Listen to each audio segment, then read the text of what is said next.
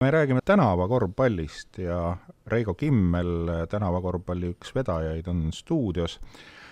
Ja Reigoga me rääkisime juttu ka eelmisel reedel, siis kui käis veel tänavakorvpalli MM Moskvas ja nüüd me teame juba, et Eesti meeskond sai väga hea teise koha. Finaalis kaotati Venemaale, ei kaotatud sugugi suurelt, 13-18. Tere tulemast, Reigo! Tere päevast!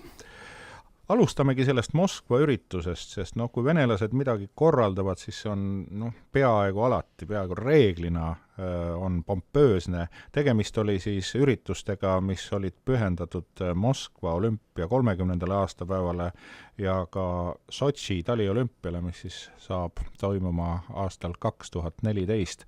Räägi kõigepealt nende ürituste ulatusest. Meie jaoks oli see täiesti lausa isegi ettekujutlemata üritus, terve Lužniki staadion, mis oli siis olümpiastaadion 80. aastal. Kogu see ümbruskond oli täis erinevaid spordialasi, alates break-tantsust, beatboxist kuni Ameerika maadluseni.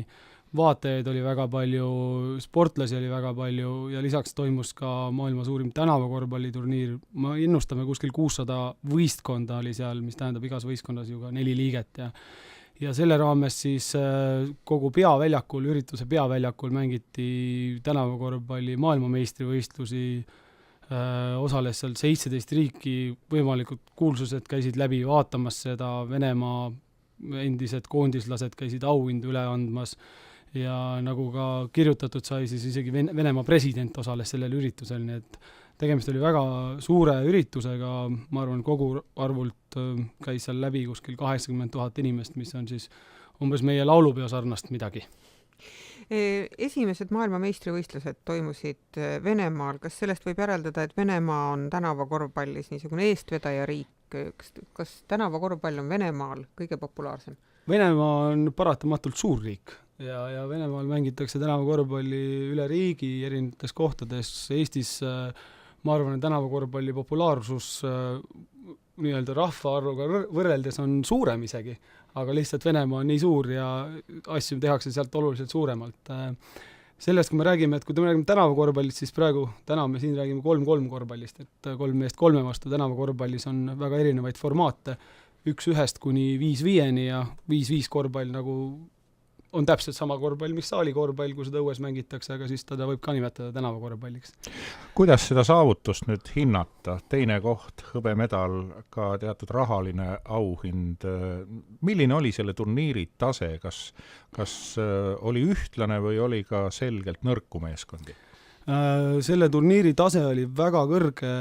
Kohal oli, nagu öeldud, 17 võistkonda, nendest me hindasime ühte outsiderit, võib-olla 2 keskmist, aga ülejäänutel võistkondadel oli kõigil võimalus tõusta pjedestaalile ja kui me sinna kohale sõitsime, siis tegelikult me arvasime, et kui väga hea koht on 5-8, mida me tegime eelmisel aastal, kui Eesti alistas USA võistkonna, et jõuda 8 parem hulka. Sel aastal meil sobis kogu mäng ja tegelikult õnnestus ka play-off kohtumist saada sobivad vastased, et kui oleks kohe play-offis läinud kas Venemaa või siis Itaaliaga vastu, siis oleks tõenäoliselt see pidu jäänud lühemaks, aga meil õnnestus nii kogu mäng kui ka sobivad vastased ja tuleb tunnistada nagu videotest ja tagantjärgi vaadates, natuke oli õnne ka. Poisid said ka individuaalselt tunnustatud. Täpselt nii, Heigo Erm, Eesti koondise mees, valiti siis parimaks kaitsemängijaks. Andre Pärn tegi kõige hullemaid sisseviskeid seal ja sisselükkeid, mida tagantjärgi vaadates tuleb uuesti see emotsioon meelde, mis seal kohapeal oli ja Maarja Polusk, kes on Venemaal tuntud kui Super Mario, siis valiti isegi õhtusel siis afterpartil MVP number 8 esmakordselt siis selle turniiri ajaloos, et kõikidel mängijatel tegelikult oli ka individuaalselt, läks väga hästi. Tänavakorvpalli mängiti 8 minutit ühte mängu, nii et ega sul seal väga palju eksida ei ole lubatud, et kui sa alguses ikka paar tükki mööda paned, siis hiljem on sul väga raske juba selle aja jooksul võid koju tuua. Mitmendat korda sa Moskvas olid? minul oli see teine kord aga ma tean, et Eesti tiim on käinud seal juba 4 korda, et see üritus Moskvas on siiamaani ta kandis nimetatud siis Moskva Open ka, et see üritus on ka kasvanud iga aasta ja eelmine aasta, kui ma käisin seal, siis ma ei uskunud, et sel aastal on see üritus võimalik veel suuremaks ajada, et aga nüüd ma juba usun, et järgmisel aastal see üritus läheb suuremaks.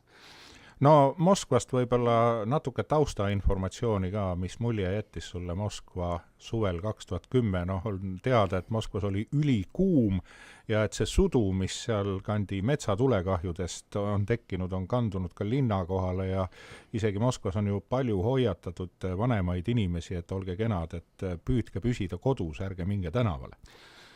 No kui meie jõudsime sinna, siis oli kolmapäev ja siis oligi päris selline sudune. Samast Lužniki staadionist üle jõe teisel pool on Moskva ülikool mäe otsas, käisime seal vaatamas ja ega väga kaugele ei näinud. Aga õnneks reede laupäev tuli väike tuuleke ja pühkis natuke seda õhku puhtamaks ja ega puhepäeval ka väga hullu seal väljas ei olnud. Palavus läks ka niimoodi vaikselt maha, saime vist õigel ajal tulema ka, et esmaspäeval kuulutati välja eriolukord. Et ma arvan, nende üritusega läks selles osas nagu väga hästi.